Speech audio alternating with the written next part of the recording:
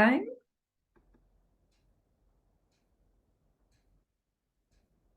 Varsågod, Marie. Tack.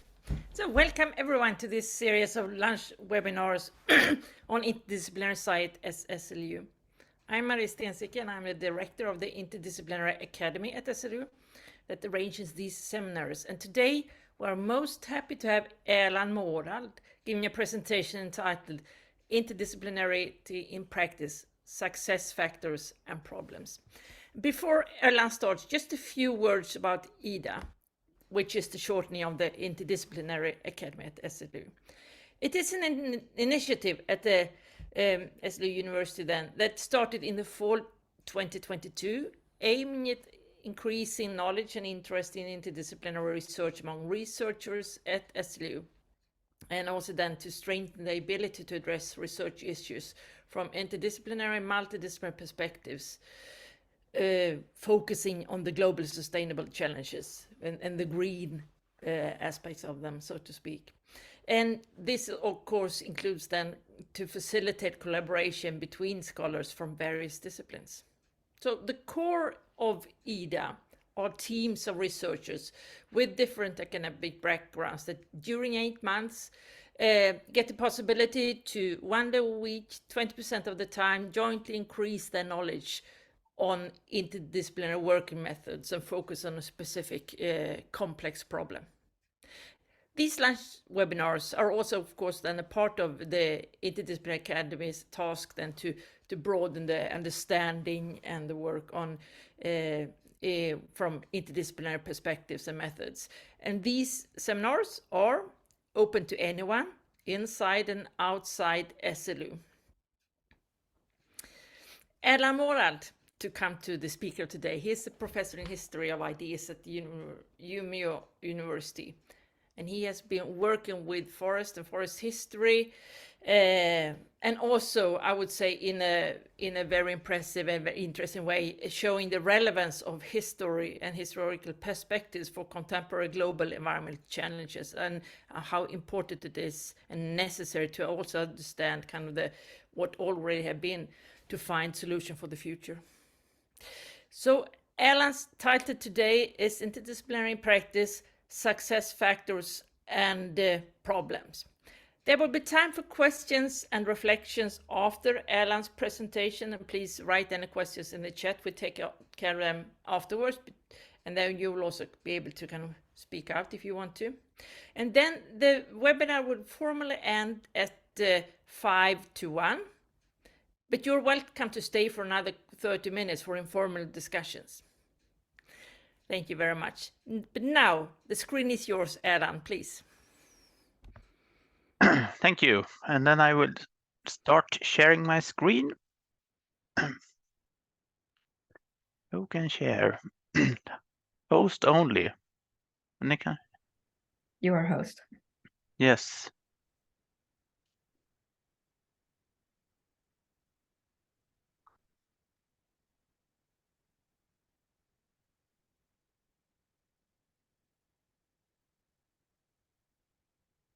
No, I can't. Who can share? Host only. I can. You are hosts.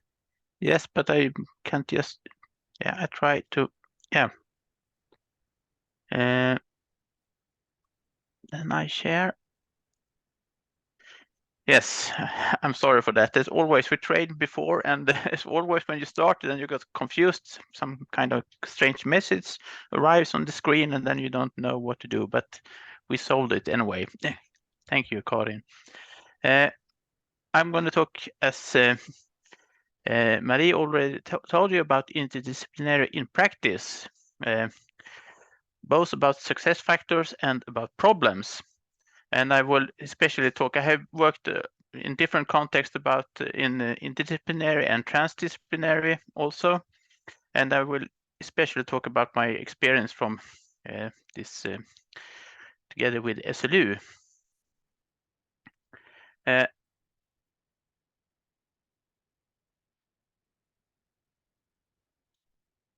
Yes. And when you problems, since I'm a historian, I worked in the history of ideas and science, and I worked earlier more in the past, but recent decade I worked together with other disciplines, and I worked together in practice with this and talked more about present day problems, and especially about forest, but earlier I also worked about agriculture, environmental question, climate issues, and so on. And all these are very complex problems. Sometimes they call these wicked problems or messy problems, or they are at least very special because they are not what we usually do in science. We study something quite limited, and this is open areas.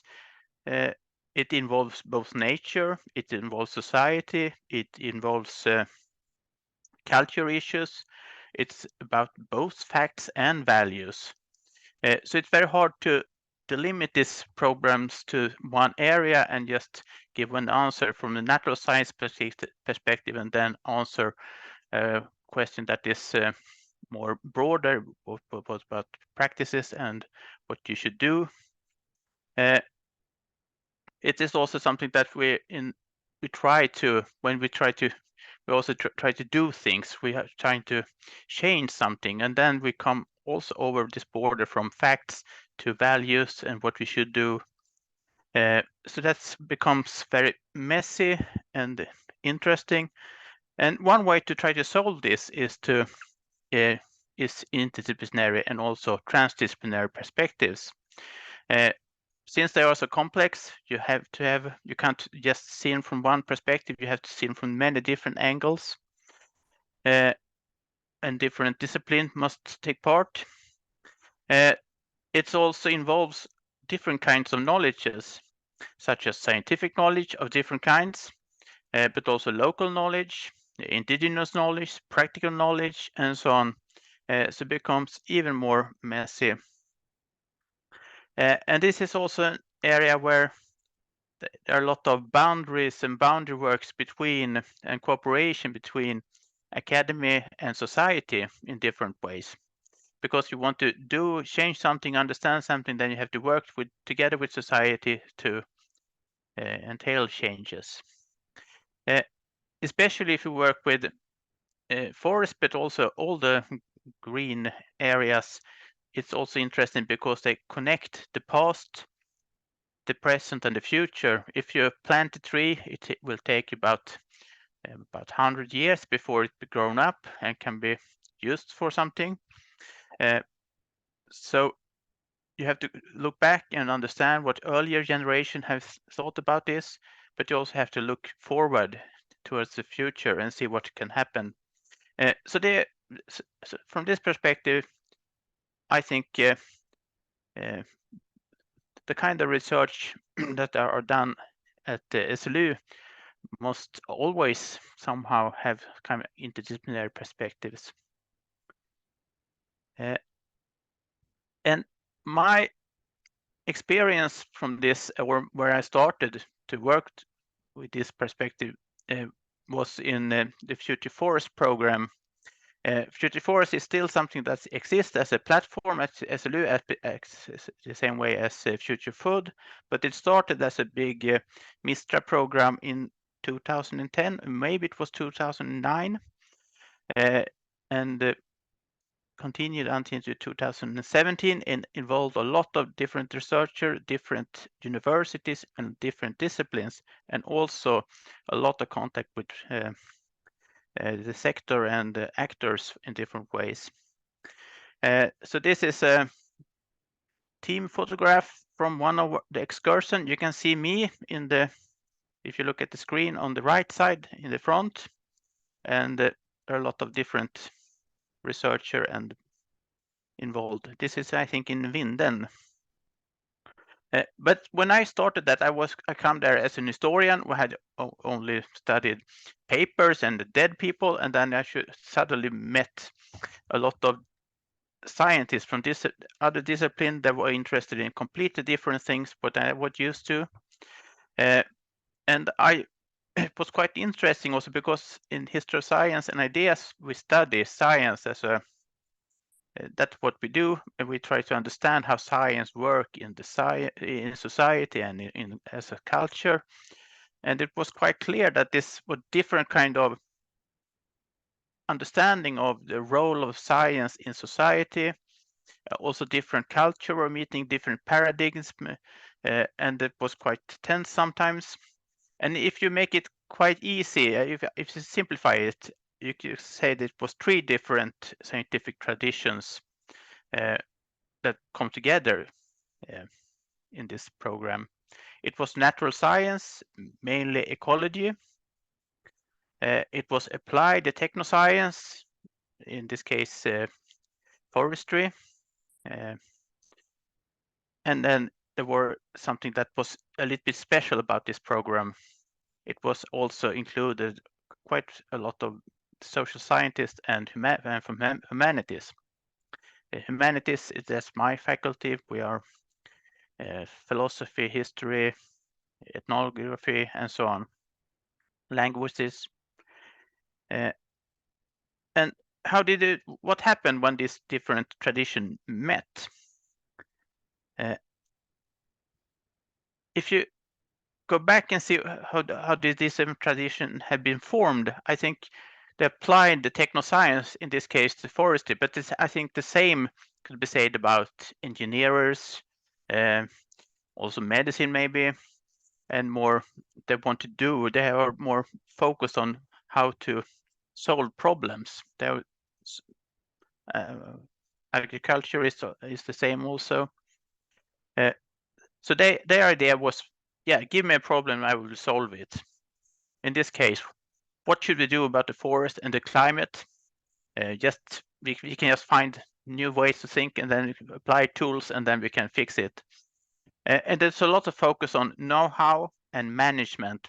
You can say that this management idea is the raison d'être among these areas. If you don't do anything active in the forest, these sciences become meaningless.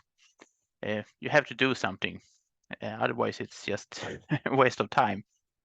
So they're very focused on finding solutions and finding technological fixes. They're also very focused on optimizing. You have to optimize something. Is it the forest production system? Is it how society and forests are connected? You can find better ways to do that, or maybe you can optimize the political decision-making system. Yeah, everything should be very effective and smooth and focused on one to gain something, to solve this problem they have in focus.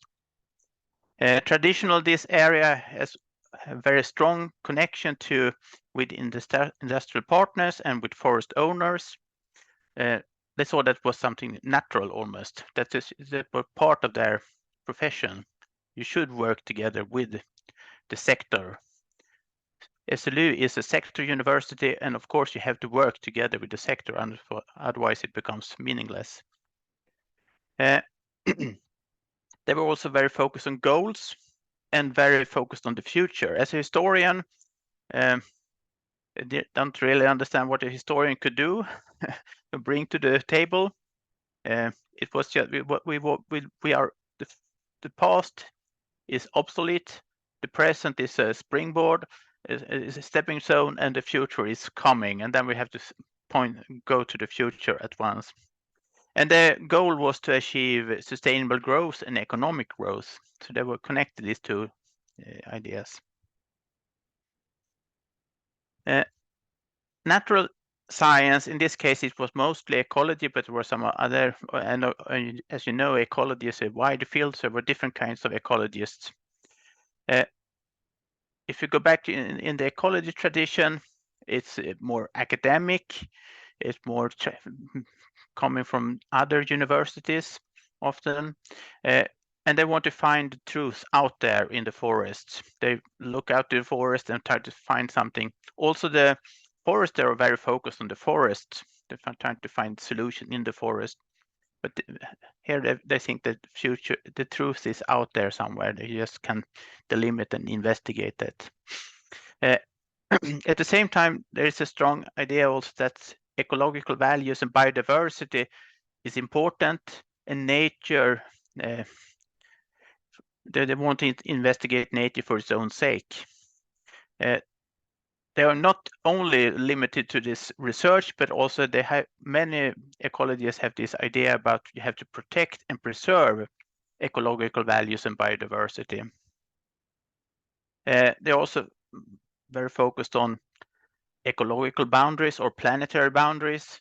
We have to do that because the planet says we can't go beyond that limit. For some, there are also some connection to activism. In the 1980s, these disciplines were called the crisis disciplines because they saw this future threat. So they're also future-oriented, but they're not in a progressive or optimistic way, but more in a pessimistic way. And they want to save the world. From this perspective, they have also also networks with public authorities, but also with environmental NGOs. And their goal is to not optimization, but diversity. More diversity is better, not optimization. And the value is ecological sustainability and increased resilience. So these two traditions have quite a long history at SLU, and they have worked together or against each other for a very long time in forestry, but also between, for example, organic agriculture and conventional agriculture. And it was quite clear when I that it was quite tense sometimes when they talked with each other. They didn't they know they have this boxing fight for a very long time, so they know each other, but were still not very. Yeah, there was some problems. But then we have this new kind of researchers involved in this program. Also, it was from social science and humanities, and that is also a very broad field. And one of my first experience that both the ecologists and the foresters, they talked about social science as one thing, and it involved also humanities. I try to say that I'm not a social science, I'm from humanities, I'm doing something else more qualitative. But from other perspective, this was just one vague something you did research that was quite yeah, they didn't really understand what we tried to do, and then also assumed that if you come from this field, you could do everything. So they asked me to do things I have never done before and was not trained to do. I was a historian. I was asked to have this social learning dialogue processes that is very far from what I have been trained to, but I tried anyway to do that. But there was also, our perspective is a little bit different. We think that, or we, if you look at this from a typical way, science is never pure. Science is always involved in society. There is a relation to societies. It's kind of its own culture. So you can't you can't just be a scientist from our perspective. You are always something else also, and you're always connected to society. You can't be an alien or a god looking at the world from outside. There is also a strong idea in social science and humanities that knowledge and power is always connected. Knowledge is power, yes, but not maybe in the positive way. We study discourses, understanding, frames, and narratives, how we talk about science and what we study, and how we try to frame it and legitimize different perspectives. Science discovery and technological innovation is not always progressive. There are problems. You invent something and you apply it. There will be some good benefits, but also some problems. Sometimes if you invent atomic bombs or herbicides, it's quite clear, but it could also be other problems. So the implementation of technology take always place somewhere and are therefore also political. So if you want to have a kind of forestry, you want to have clear-cutting free forestry, or maybe you want to have clear-cutting forestry, both have political consequences. So you can't just look at them as a system and then apply it and we have consequences somehow. As a historian, we also try to use the history, learn from history, and also open up different alternative futures. It was especially the foresters have a very clear idea where we're going in the future, and the ecologists have this very more often more pessimistic view, and we try to find other perspectives on the future. And it's not one future, it's different kinds of futures. Social sciences and humanities are often also very, both academic, but also very have a critical idea, understanding, critical perspective. So other researchers in the research program thought that we questioned everything all the time, and we didn't have any answer. We just tried to tear everything down and raise difficult questions. We were not very constructive. But the goal, you can say, from what social science and humanity tries to achieve is maybe social, cultural, and democratic sustainability. We try to connect the forests to the society and different groups.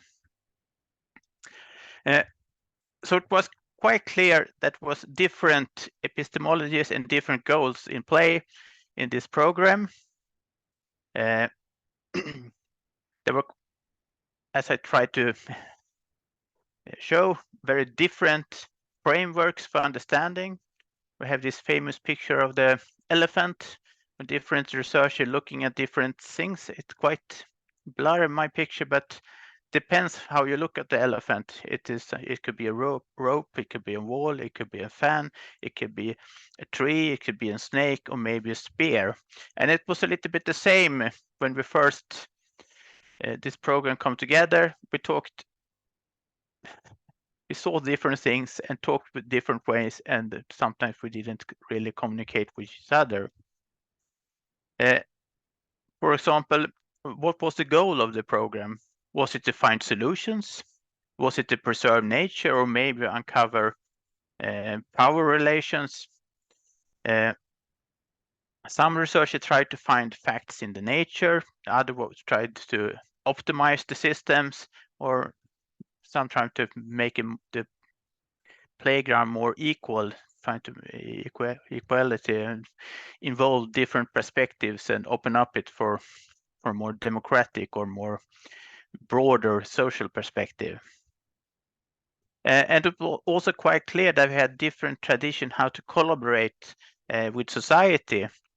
The forester, they have a very strong idea about this. We work together with the sector, together with the forest owner and the industry, but that was no problem. That was what we always have done. And that was the point of their, the whole discipline started as a way to improve and help society and industry to develop. There were also connection to activism among some researchers. They have been part of environmental organizations. They have all even protested against the traditional way of doing forestry in Sweden. Or for my example, I was used to that we have to stand aside.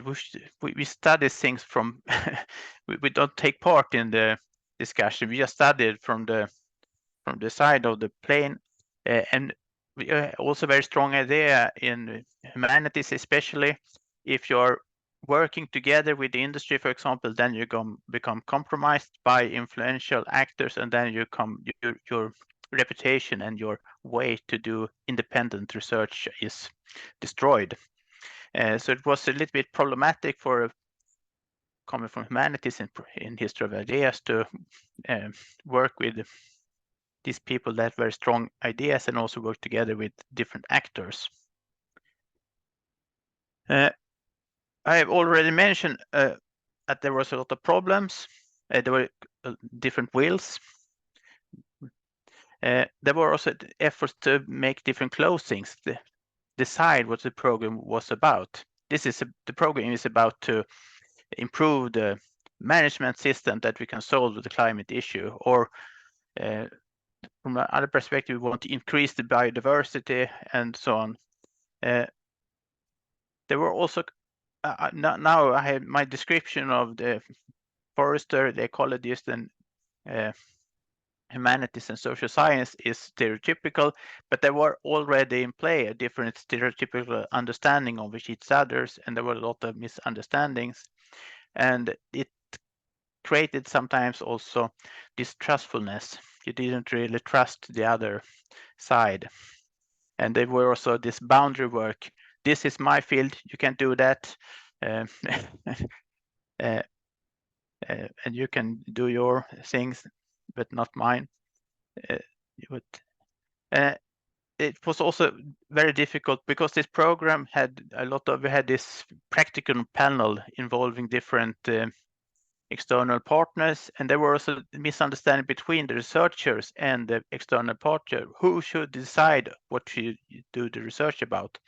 All researchers could unite that this is something that the researcher decide, but the practical panel want to influence and decide also what we should do.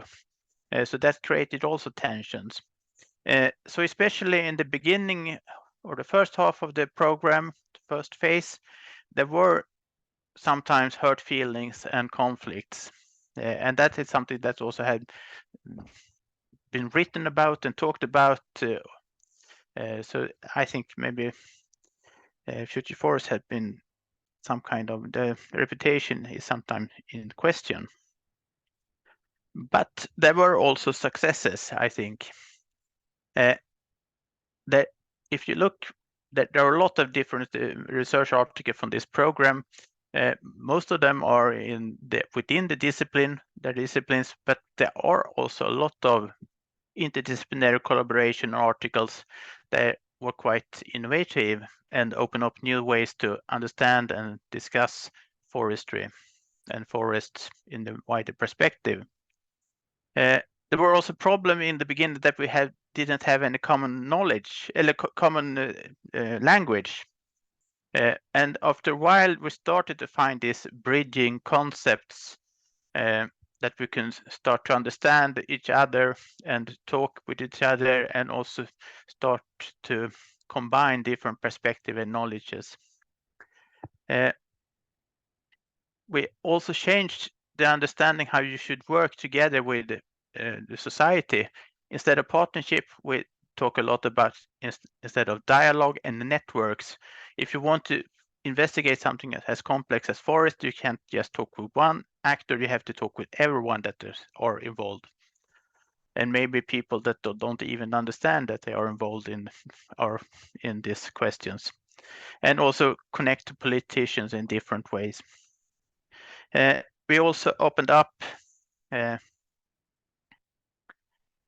new questions for discussion. Clear-cut forestry that we very discussed right now was started in Future Forest, about forest social values, how you can understand climate in different ways, also compare the Swedish situation in more international way.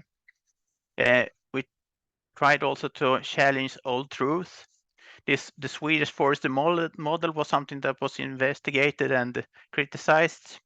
Also private property rights, how the forest education are set up, and maybe not only focus when you talk about forest, it's not only something that is in the forest, you must also understand the social and cultural context.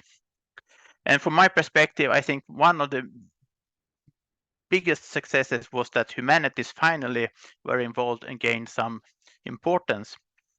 And altogether, I think another perspective is what we call reflexivity, that you understand, you started a discussion that maybe your perspective is not the only one. You have to understand that you're coming from one perspective and you're starting to learn from each other and maybe see things in more open ways. So this reflexivity, I think, was also a success. And finally, what have I learned from this experience? What are my learnings?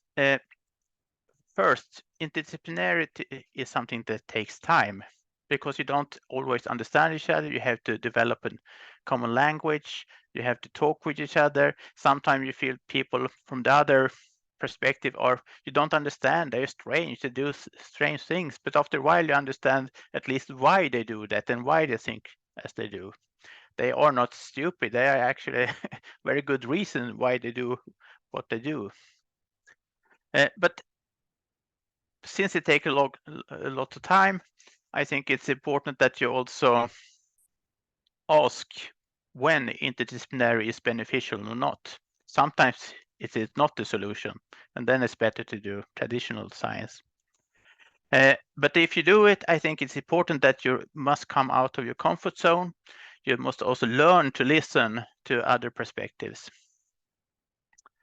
You must find something to work together around, find common ground for cooperation, but don't try to find a consensus. If everyone thinks the same, it's no idea to have interdisciplinarity. So I think it's important to keep your different perspectives and your standpoints. Trying to find these bridging concepts to make it easy to work. Of course, in science is facts and establishing of facts very important, but especially if you work with these more complex areas, don't avoid discussions about values and different differences of opinions. Because if you want to change agriculture, forestry, or something else, or society, this is in its core a matter of values, opinion, and something. And if you try to hide that, there you create more conflicts than you solve. So I think it's important that you are quite open with that. And finally, my learning is that interdisciplinary is very fun. It is interesting. When I come back to my old office and work as a historian of ideas, I think it's quite boring to standing alone in my own room and read papers only. I want to work together with others because that's a journey that you develop yourself the most. Thank you. Great, thanks, Erland. This was indeed to share your experiences, and very interested to hear your reflections on the work you have been doing in the future forest, and I guess it's also infused by other experience you had. Yes. Recognizing a lot of these from my own and others' experiences as well. Now, so many thanks, and now we have quite good number of minutes for questions and discussions.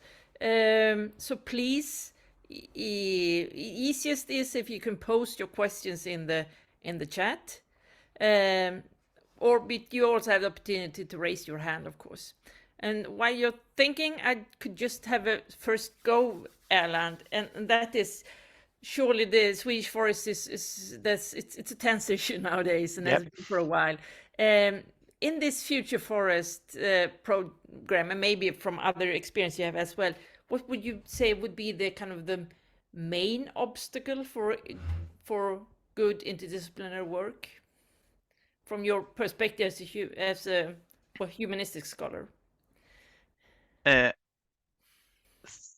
I think it's sometimes that you try to, what I mentioned in the end, that you try to, since we are scientists, we try to package everything as facts and as something that you can prove.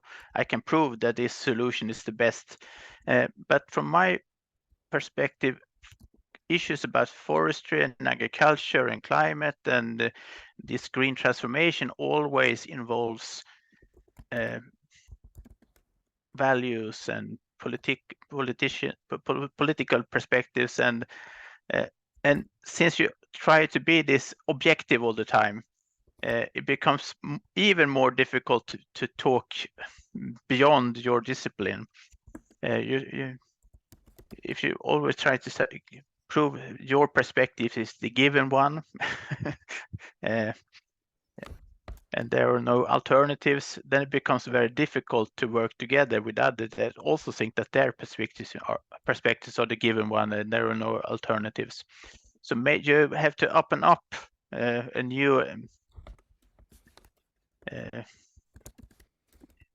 new ways of thinking and talk together that maybe not take everything for granted. So that was one. And also, since this conflict is very old, there were very entrenched positions. So it quite takes a bit of courage for people to come out and maybe if you talk with someone individually, they were quite reflexive and open and they understand the situation, but then come together, this different differences become even more stronger, I think. So there is some kind of sign of social aspects that make it even more difficult to come out of to do something else. Then the risk is that you are not welcome home anymore if you do something strange. So that's maybe two experiences. Well, thank you very much. I mean, it's